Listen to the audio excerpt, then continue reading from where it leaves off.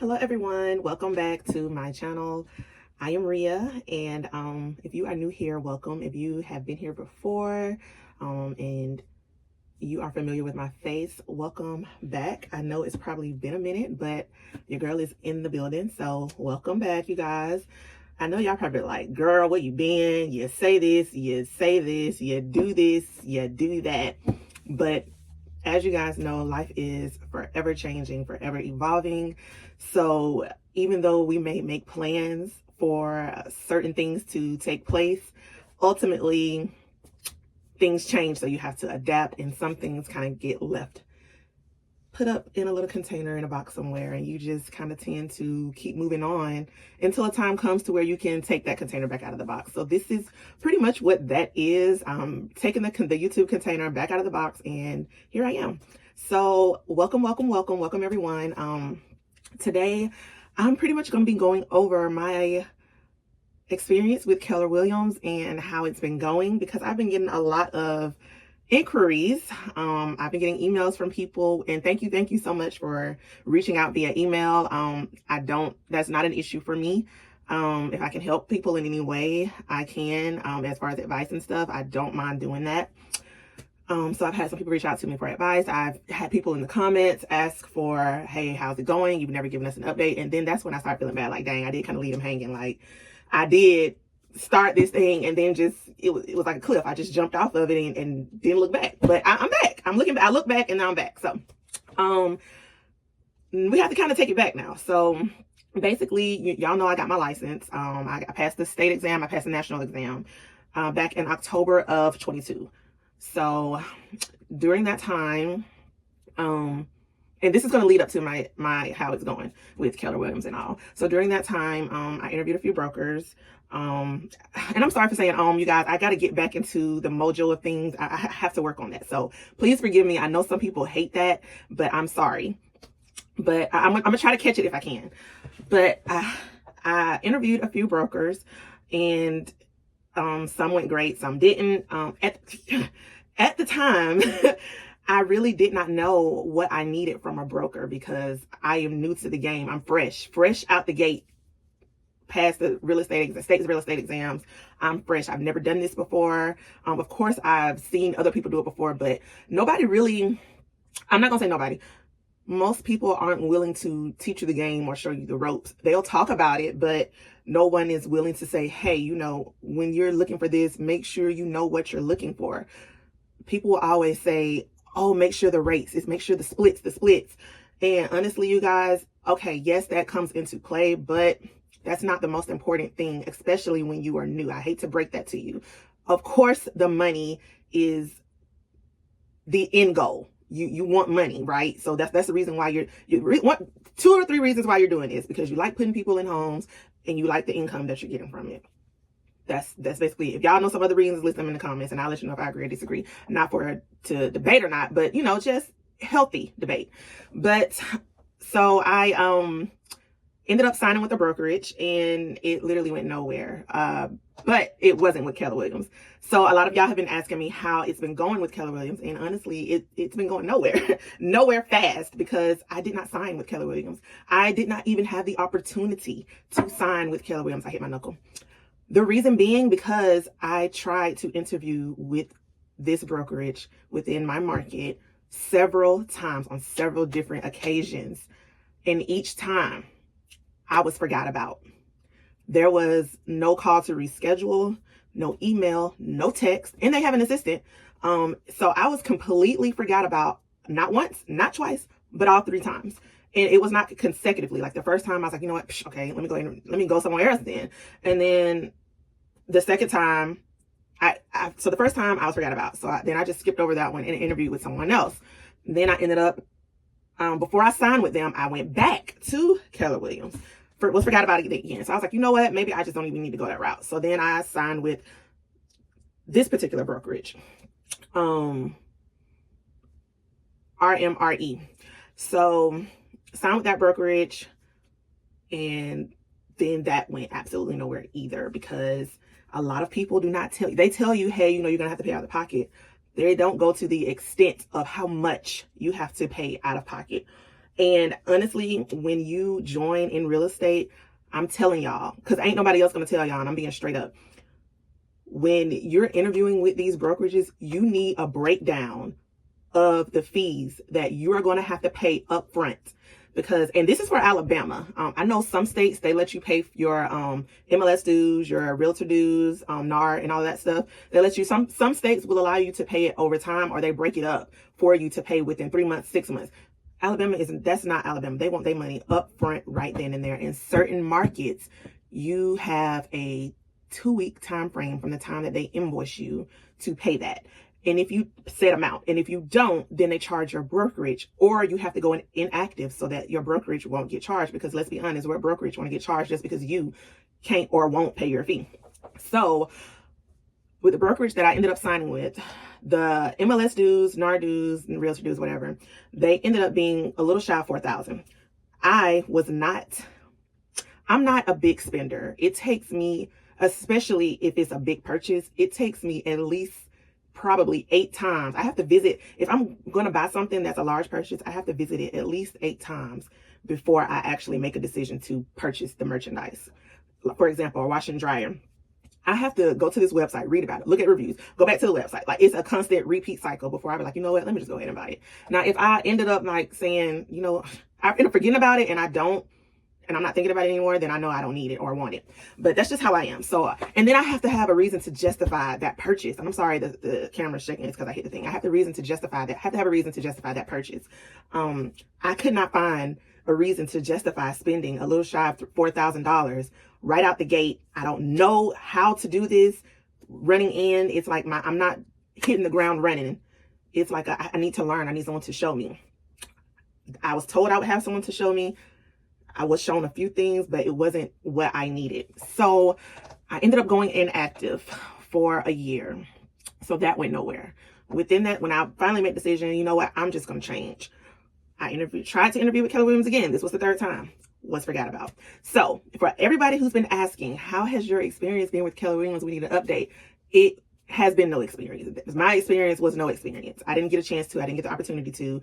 And then when I was told, when I emailed like, hey, you know, I've been trying to interview with you guys for at least 3 times. Each time I forgot about. I set my time aside to make this to interview with you, but you know, how come you couldn't set time aside for me? And then I was told, oh, well, you know, we could just do an interview right now. No, we can't, because now I don't have time. So that was that. I was completely done with them. Not to say nowhere in the future that I'll probably, who knows what the future holds, basically. So I ended up just not doing anything in real estate. It's in the back of my head, but I haven't done anything with it. I didn't think that I probably would be able to do anything with it because I didn't like how EXP was set up. And it's a few others within my market. So one day, this broker reached out to me. Well, their recruiters emailed me on Indeed. And I'm like, because I had updated my Indeed profile that I had got my real estate license. And so I was like, what is they emailing me for? So I emailed them back and told them, you know, like, hey, I'm interested in hearing what you got to say. And everything sounded like glitz and glam, of course. And so I was just like, sure, you know what, I'll talk to the district director and see what they have to say. And so she set me up. Everything that she said, it sounded good. So she set me up with an appointment with the district director. But before that time, I started doing my own research on them, because I had not heard of them. And let me say this, just because you have not heard of a company, that doesn't mean that they don't exist. That doesn't mean that they're not good for you. You just have to do your own due diligence and do your own research. So that's what I did. And I even reached out to realtors who were currently and are still currently with them. And all I got was good reviews. I didn't hear anything negative. These people didn't even know that I was going to be reaching out to them. It was like a surprise, like, hey, you know, just heard of this company. Can you tell me your pros and cons? Nobody had any cons. Everybody just had pros. And so, and this was from different states, not just my market. And there's different markets within this state. So within Alabama, I reached out to a couple of people in Alabama, but I reached out further out, north, west. I just needed a collective of reviews, and nobody had nothing bad to say about this company. So by the time it was time to meet, well, not meet with her because she was in another city. So we had a phone call, and she was great. What she had to say was great. Everything matched up with what everybody else was saying. So I didn't have any reason to not believe her. Push come to shove, I end up signing with this brokerage. in November of 2023. They didn't require me to pay my dues then because I was just going to have to turn around and pay them right back again in January. And I thought that that was very, very nice of them. The other brokerage that I was at in the previous, and other brokerages that I had interviewed with, they wanted you to pay them right then and there at sign up. So I thought that that was nice and lenient. So I was grateful for that because Christmas was right around the corner. So, you know, then too, the other positive was it was a very significant smaller amount than what I was told from the brokerage that I had left from by almost $3,200. That's a big chunk that you're saving. So that really took me over the moon. I was like, heck yeah, I can do this. But still in my head, when it was time for me to make that purchase, I still had to justify it. I still had to reason with myself like, girl, you're going to get this money back. Like, just push the button. So I had to like amp myself up. That's, you know, just do it, girl. So did that, boom, bam. January comes, the dues are due for the 2024 year. So paid that. And I started out in the mentor program. Mentor program is great.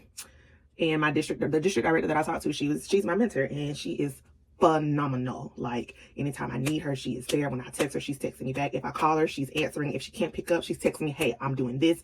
Give me this amount of time. I'm going to call you back. In the meantime, you can email me so I can already know what we're going to talk about. Cool. I absolutely love that about her. No question is a stupid question. Even if she's told me something before, like, she'll just say, Korea, we went over this. And I'll be like, I know we did, but I just need a refresher. She does not mind giving me a refresher. And then she'll find a way to like try to remember it like this. And that works for me. And I'm not saying I need someone to hold my hand the entire way, but at the moment that I'm in, or I was in at that time, I did need someone to hold my hand the whole way because it's like a baby walking down the street for the first time. They need your handheld because you don't know which direction to go in. And she has been there every step of the way, and I really appreciate her for that. So I had my first transaction in May. I had my first open house in April. I've actually been doing some realtor things. So I can't say that the brokerage that I'm with now is nothing shy of great. But so the brokerage that I am currently with now is Fathom Realty. And like I said, I have nothing bad to say. I joined the mentor program. The mentor program has been great. So for everybody out there who is interviewing with brokerages, here's my advice. Yes, of course, ask about the splits because that's how you're going to make money. However, you need to be asking, what are they going to be providing you as far as training? Is it in person or is it virtual? Is it going to be uploaded for if I can't make the virtual meeting so that I can watch it at a later date? Do I have a mentor? Do I have to pay for a mentor? Or have they mentored before? Do they know that they're going to be my mentor? What type of monthly fees do I have to pay even though I'm not producing anything as soon as I start? Do I have to pay a desk fee even though I'm never going into the office? Do I have to pay a monthly fee even though, a monthly printer fee even though I'm using my own printer or I'm going to the library? Things of that nature, because there are some brokerages out there that will nickel and dime you. So you need a printout. I would get a breakdown printout of every fee that they are going to require you to pay. There's nothing wrong with asking for that. They're going to be holding your license. They're going to be making money off of you. So you need to know what they're going to be providing you instead of you always dishing out to them, right? So I said again, I'm sorry. But definitely ask the questions that people don't normally think of. And I think that you'll do great once you get that part out of the way and you ask the questions that you need to ask that will help you along your career. You will do just fine. A lot of people, they just go into the interview and all they want to know is what is the split going to be. But you need to know how they are going to benefit you, how they're going to help you succeed. And just ask the questions based on your learning style. And if you go based off of that, you will find a brokerage that's going to be your real estate home. And then most importantly, it needs to feel like a real estate family, like a family away from family. Because if it's people that you can't count on, then you're not gonna succeed within that brokerage. It's just not gonna happen. Where I'm at now, I don't think we're a team, like considered a team like most brokerages do, but we are within the same district, we're within the same market. But we help each other out as if we're a team. If someone can't host their open house, we'll fill in with no issue. If someone needs someone to go with them to a showing for a client that they're meeting for the first time, we go with each other. So it's just little things like that.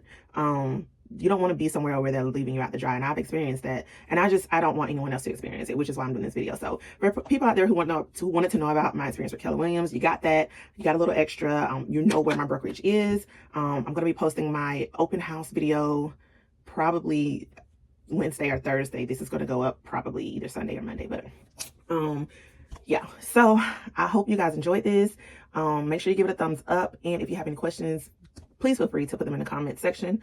And I said again, I'm going to get that together, y'all. But I didn't even want this video to be this long. But if it is, I'm sorry. But I had to get this information out because people have been asking me about it. But I'm glad I got it out. And I will see you guys in another video. I'm going to be doing more real estate stuff because the summer is here. The market is picking up a little bit. And I'm getting a little more attention.